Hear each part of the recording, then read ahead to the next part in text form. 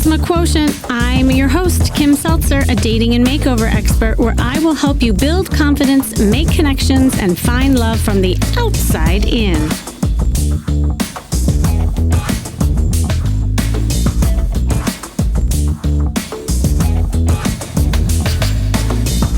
So you're in the dating game, but not feeling amazing in it because you're struggling with feeling confident and sexy in your body. And maybe you're not feeling enough physically, not enough to compete with everyone else on the apps, or not hot enough to get the kind of person you want, not confident getting naked in bed and being your authentic self. And that your body has changed, perhaps. And you look in the mirror and you see someone different and you ask yourself, who would date me? I don't even like looking in the mirror. And certainly that was me a long time ago before I had my red dress moment. So I get that. And as we get older and we go through menopause and there's changes in the body, it's almost unrecognizable when you're looking in the mirror. But dating is hard enough. So not feeling the best in your body does not help. And it's one thing feeling uncomfortable in your body alone, but now you have to put yourself out there where you are trying to attract someone when you don't even feel attractive. It's a losing battle. And especially when beauty can be seen in our society as such a strong currency in the early days of dating, it's hard not to feel the pressure. And body image and self-esteem directly influence each other. I don't care what anybody says, it just does. It's your feelings, your thoughts, behaviors. If you don't like your body or even a part of your body, it's hard to feel good about yourself. And the reverse is also true, by the way. If you don't value yourself, it's hard to notice the good things and give your body the respect it deserves. So then you'll look in the mirror and you'll focus on what you don't like versus what you do. So a healthy body image is more than simply tolerating what you look like or not disliking yourself. A healthy body image means that you truly accept and like the way you look right now. So body image and self-esteem are intertwined. I don't even see it like compartmentalized, like one or the other. And they're crucial elements to both feeling attractive and attracting someone you feel like you deserve. And that deserving piece is really important, because if you don't feel like you deserve it, you might even use weight as an insulation or like a love shield to protect yourself from getting too close for someone because you don't feel like you deserve it. I'll never forget, there was this woman that I worked with, and this was years ago, and she completely was frozen in her ability to put herself out there and literally stopped herself from flirting with men because she wasn't comfortable in her body. And she admittedly told me that she knew how to flirt. Like, she was a huge flirt, by the way, but she purposely turned it off and she put men in the friend zone because why? She was fearful of men.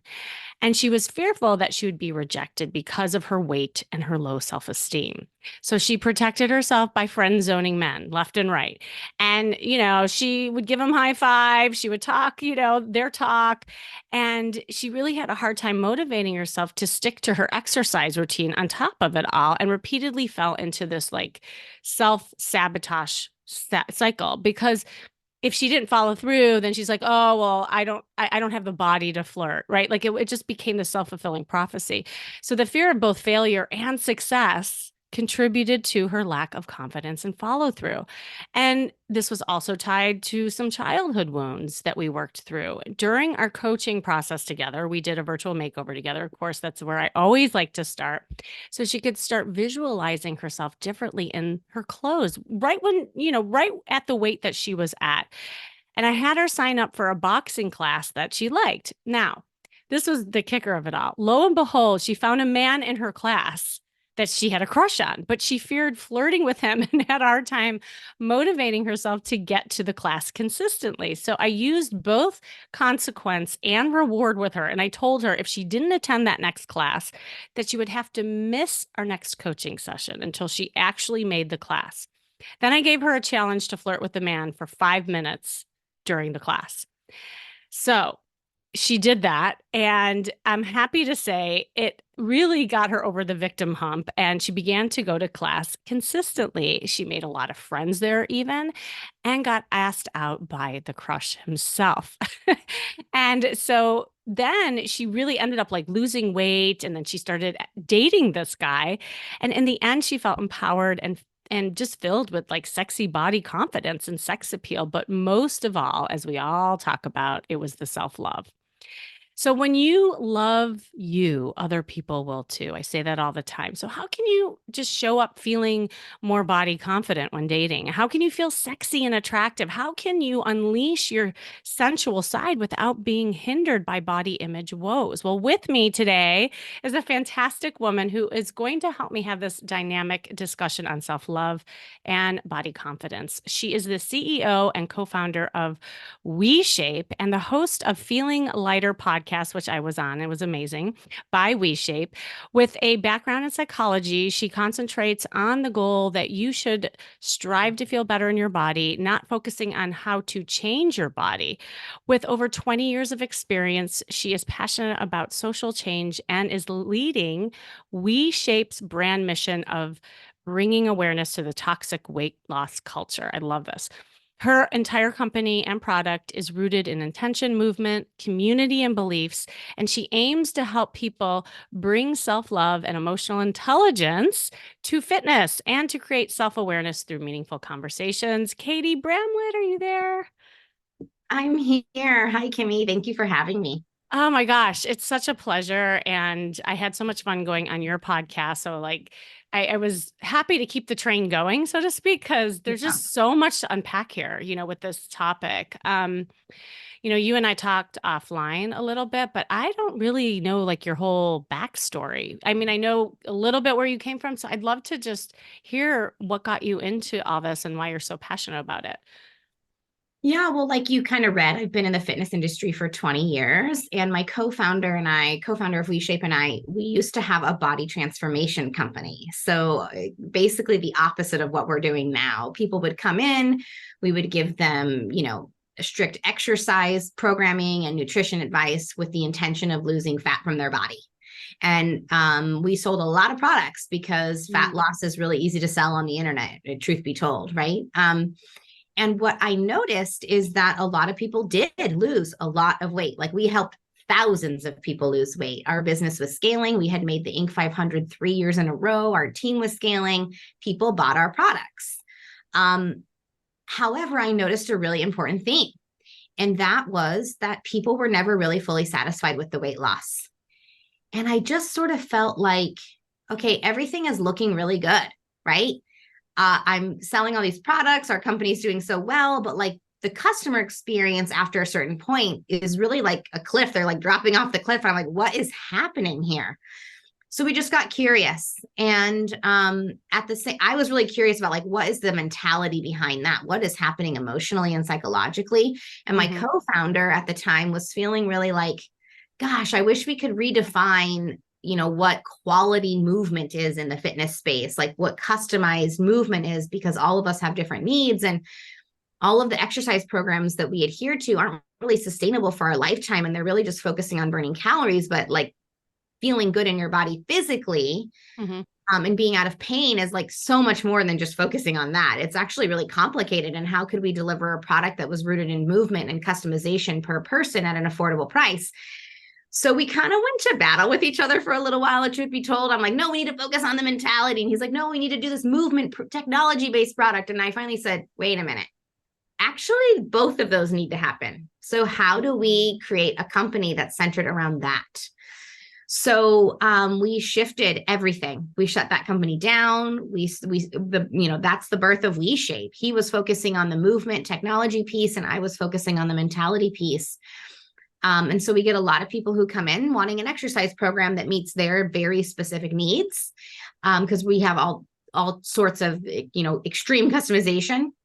And then once they get here, we go, surprise, this is so much more than that. And we have support and resources for you to also address the mentality side. Because what I realized is that people were after, am I worthy? Am I valuable? Am I lovable? Do I mean something in this world? Mm. And they thought that fat loss and a certain body image and a certain number on the scale meant that they would achieve that. And it does not.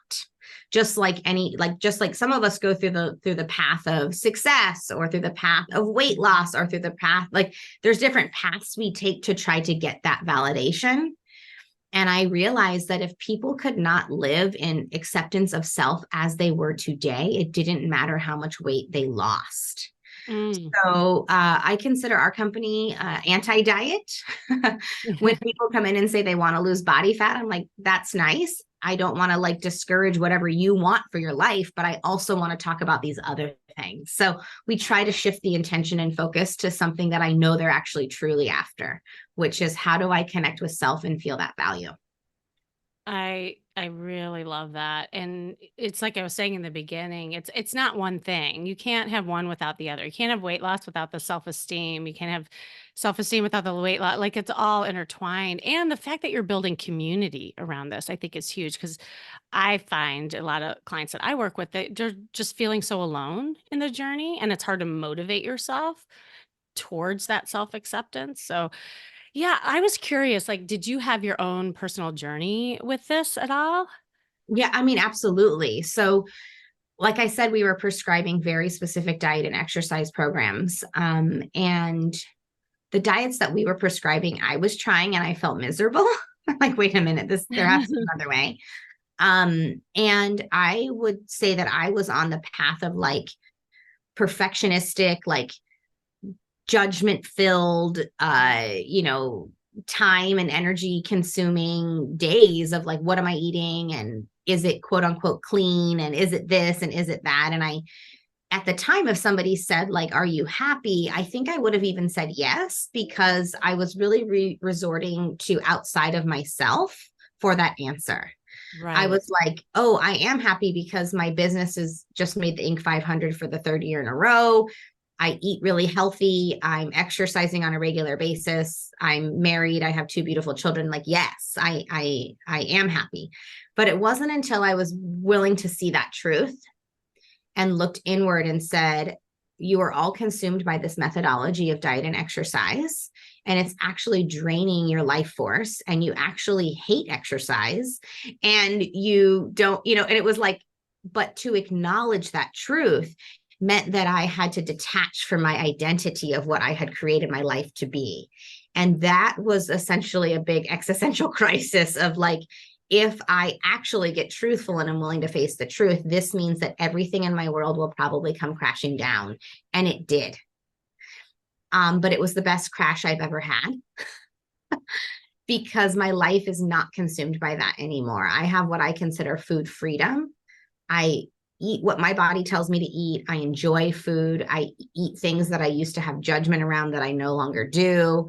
I understand the root systemic issues behind some of those belief systems. I love moving my body and exercising now, whereas before I felt like it was a chore and a form of punishment if I had eaten a certain way. I'm way less fixated on making my body smaller and leaning into the ever changing expression of what my physical body does. It's not to say that diet culture doesn't get inside between my two ears, but my entire relationship with self shifted once I was willing to face that truth and allow those identities to come crashing down.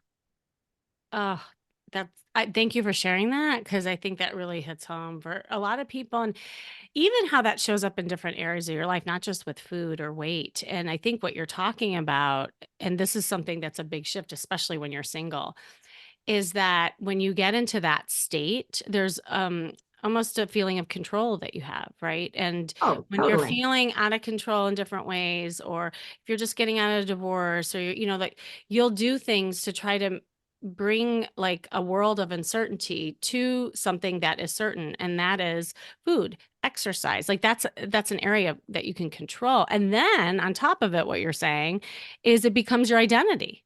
So then you're like, well, who am I separate from this? And so there's this, right, like this identity thing that happens. And it's such a beautiful way that you framed it because you can still achieve what you want, but it's in a more authentic way that becomes not, it's not all that, right? Like that's just part of your life rather than it being your life. Yes. And like, have you ever seen that meme on the internet where it's like there's a caterpillar talking to a butterfly and the caterpillar's like, you've changed, and the butterfly's like, we're supposed to. No, I've never It's seen that. That's cute. yeah. And that is so true. But we want to have this, it's like the external information that we're following makes us feel like we're doing the quote unquote right thing. And that does make us feel safer. And so when I had to unsubscribe from basically all of my beliefs, the world felt a little scarier to me. Like I felt like, oh my God, I'm floating out in the middle of nowhere. I don't have any anchors. And I just had to be okay with that for a little while. And truth be told, I had all of the things that would provide quote unquote safety. I had a lot of financial security. I was getting a lot of validation for my diet and exercise practices. I was doing all of the things, but my internal peace and serenity were completely absent. And with this startup company, I have put in so much financial risk. Like I'm like in the opposite position I was when I was running that company financially. I feel way less certain of things, but ironically, I feel way more anchored and grounded inside. And so it's funny how that happens, right? It's like we think that there's this checklist of external that if I check the boxes, I will get that peace and security and serenity and confidence in self. And honestly, my experience has been it's the opposite of that. It's the unraveling and the deconstruction of that projected checklist of what life happiness, quote unquote, means for quote unquote everyone. And my unraveling of that has actually brought me more peace and serenity and just comfort. Yes. But you're going to be uncomfortable either way. That's the truth. So maybe pick the path that's a little bit anchored in self. Right. Well, and no one changes in a state of comfort anyway. So Yeah. like if you're super comfortable, then there's not really, it's not an area to change or shift because it's like, Yeah. well, then just stay the same, Yeah. And yeah, isn't that ironic? So it's like the one thing that you do with, food or weight loss or fitness to achieve control and happiness, it's almost the opposite, right? It's like life is messy, and when you like lean into the messiness, things kind of unfold and you just kind of stay present with it and you feel more fulfilled because you're doing things, you're working towards something.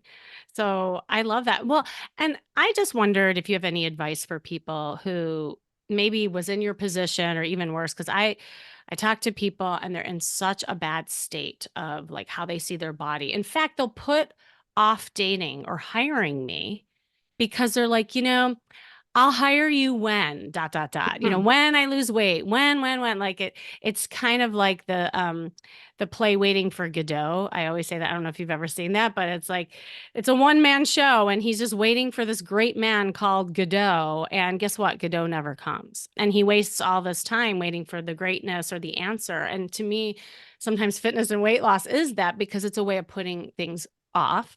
So are there any like tips and tricks or tools, even like within the community, that you help people kind of get out of that like rabbit hole? Yeah. Well, first of all, I try to remind people, and people sometimes just have to go down this path like I did and learn from themselves, but that I haven't really seen anyone get that true fulfillment through the weight loss. So if you're putting all of your energy into weight loss, I wonder what it looks like if you put that energy into self and love for yourself and acceptance over yourself, and shifting those beliefs. Like you could, if I like to think about like everybody has 100 units of energy a day. Where are you going to put those units, right? And if you're putting it in weight loss specifically, I would just encourage you to just try and experiment for 30 days. What does it feel like to put that energy somewhere else, into a place of like, I'm going to get curious about how do I accept my body? I'm going to get curious about what it looks like to unsubscribe from societal standards that are really just made up rules. I'm going to get curious to see what it feels like to come from a place of inner knowing versus a place of I'm seeking that external validation from other.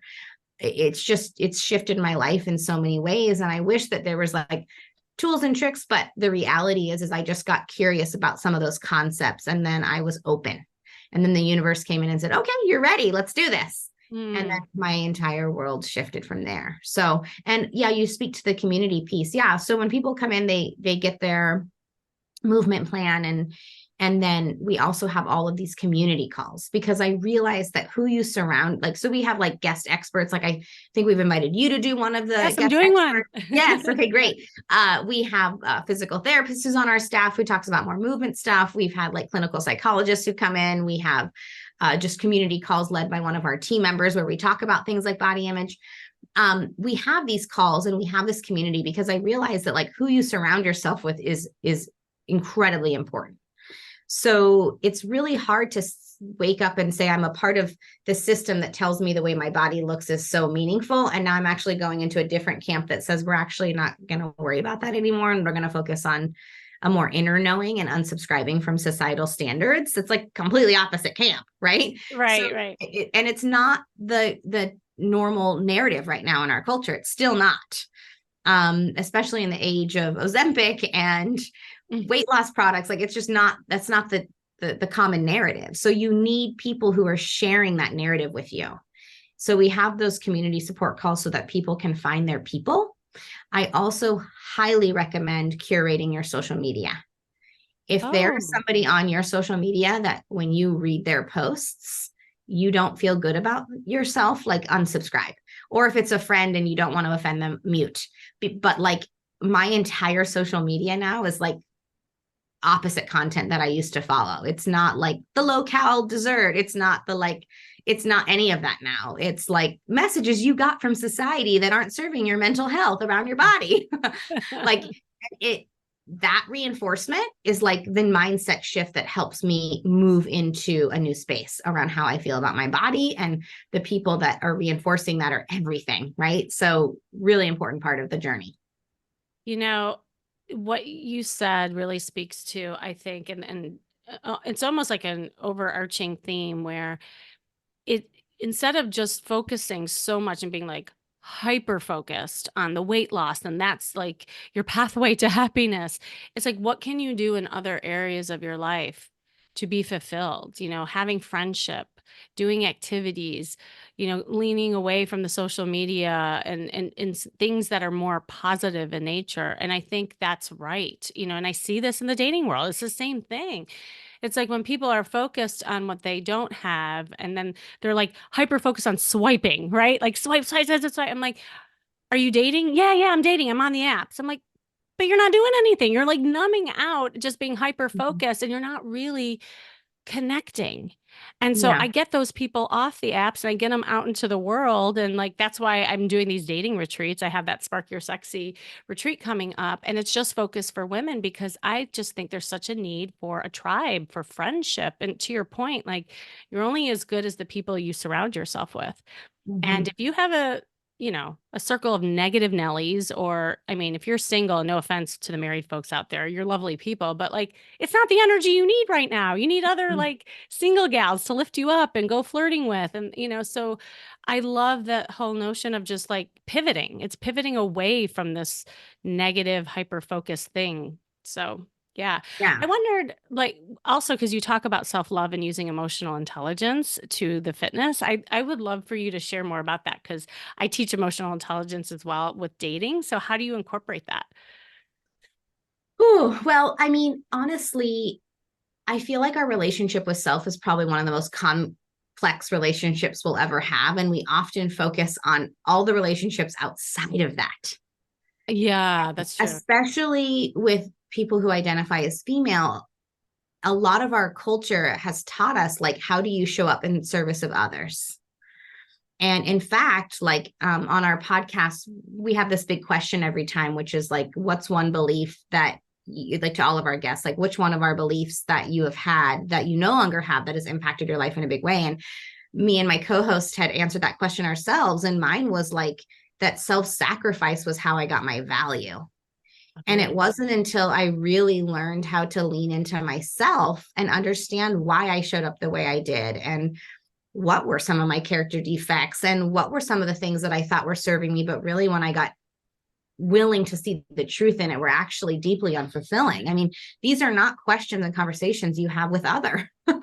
These are questions and conversations. I mean, you can to reflect, but they're deep internal dialogues that allow you to see, wait a minute, like, I've had many moments on this journey where I've paused and been like, oh my God, like I did this big thing in my life because I was adhering to somebody else's standard of me, whether that be my family, whether that be my community, whether that be the culture that I live in. But like, what if it was me and what if it was that? And those are hard truths. Like even my career, like I initially started off in child and adolescent development. That's what I got my degree in. And I laugh now because obviously it serves me in so many ways to understand sort of developmental psychology and where some of our core root beliefs show up. But if I really had sought to understand why I made that selection, it was because everyone told me I was good with children and I should do that. It wasn't because I actually sought within to understand. So I always use this analogy that I feel like we're born with two dials, like an internal dial and an external dial. And like if there was a baby in this interview with us, the baby's internal dials always turn to 10, right? They're just trying to get their needs met. They're not like, am I being selfish? They're like going to cry if they're hungry. But as we get older, the internal dial gets turned down and the external dial gets turned up. Like you should do this, you should do this, you should do this, you should be this way, you should look this way, you should be married, you should be this, you should have kids. And so like what I want to do when people come into WeShape is like, I don't believe we can ever turn the internal dial completely off, nor do I believe we can turn the external dial completely off.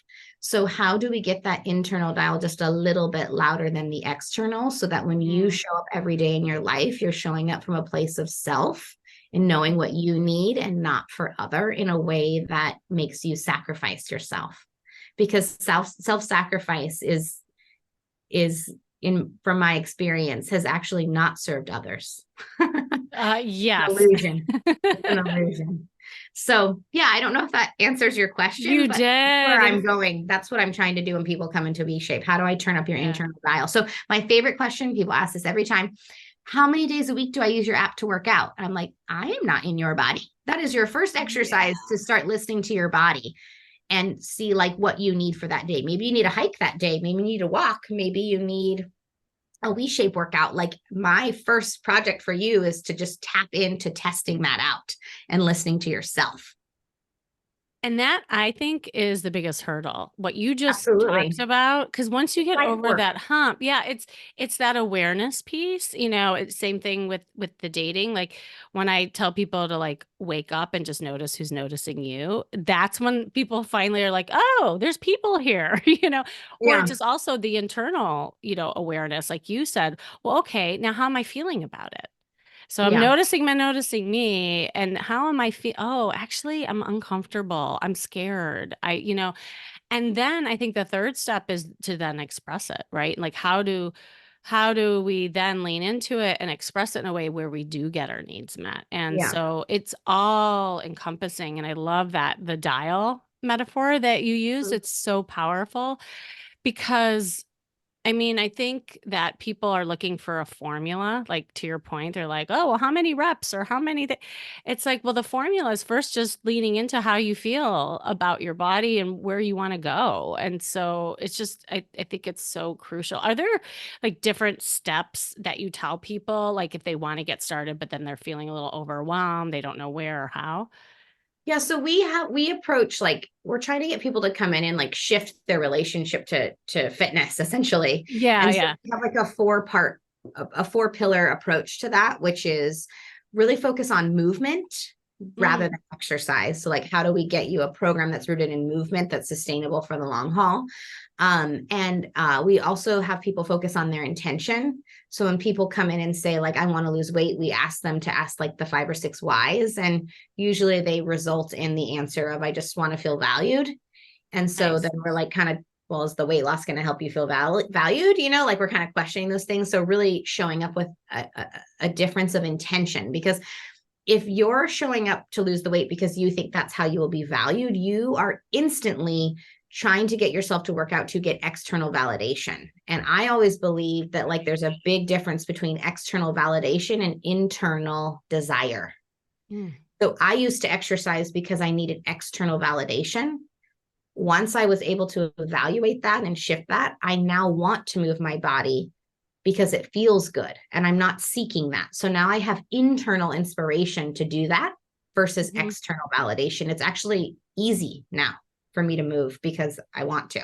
not because I'm trying to do something. So Right. intention is the second piece. Community is the third piece. That's why we offer all the daily calls, because you have to find your people, and you need to be supported in that. Otherwise, you're just going to be feeling like you're failing all the time. And then the fourth pillar, which is why we have the Feeling Lighter podcast, is beliefs. Like, how I feel about myself is how I behave in the world. It's directly correlated to all the actions I take.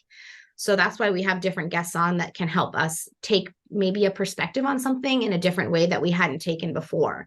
And just that curiosity for, is there something I'm believing that maybe I want to shift? We bring these guests on and kind of take a different perspective on a variety of topics. And those shifts in belief ultimately determine how we show up and behave in our daily lives. That's fantastic. I mean, everyone listening to this, I hope you join the community. It does. It takes a village. Absolutely. And I just love what you're about and your message. Do you have any kind of parting words of wisdom that you want to share with everyone? And please, like, let everybody know again where they can find you. Yeah, so your listeners can actually get a 2-week free trial if they go Oh, to great.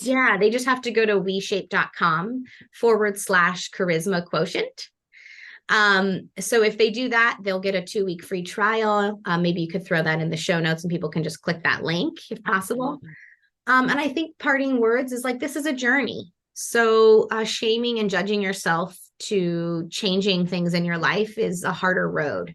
If you can offer yourself self-compassion and kindness and curiosity for maybe a different path, that if you feel like the path you're on isn't serving you, I find that going down a different path through curiosity, kindness, and self-grace is a little easier than going down a different path because you just want to judge and criticize yourself. So not to say that, my inner critic doesn't like to rear its ugly head all the time, but it's just that reminder that kindness and self-grace and curiosity can go so far. Well, and then you can do a makeover on the inner gremlin and make that gremlin cute and sexy. Yeah. What if you did that? What if we just reframe that gremlin Yeah. and then you lean into it like, oh, you're cute. And it really is how we see ourselves. I think everything that you're saying is exactly right. Is like when you look in the mirror and you find yourself sexy and confident, that's when other people will too. It's not about the man. It's not about the woman. It is about you. So thank you, Katie, for just, coming on. And I'm excited to collaborate with you more on all of this. Thank you so much for having me. It's been such a great time, great episode. Thank you. And thanks for joining me today, you listening. This has been the Charisma Quotient, and I'm your host, of course, Kimmy Seltzer. And remember, you can build confidence, make connections, and find love from the outside in. And if you want to know more, make sure you go to my site, kimmyseltzer.com. And if you struggle with your body image and it's affecting your self-esteem when dating, just hop on a personal call with me, and I will help you overcome your roadblocks and implement strategies with your sexy confidence. Just click the link you see in the show notes to schedule that. And guess what? If you want to take it one step further, I have a new co-ed workshop coming up. It's called Unleash Your Sexy Confidence, where you will learn to embody the art of attraction and chemistry. So if you're tired of feeling stuck in your dating life, struggling to create chemistry and attraction on dates, and wish you had more sex appeal, then definitely register and join me live with other men and women to learn and practice this stuff. Just go to stophatingdating.com. That's stophatingdating.com and grab your spot. And remember, working on you is working on your dating life. That's all for now.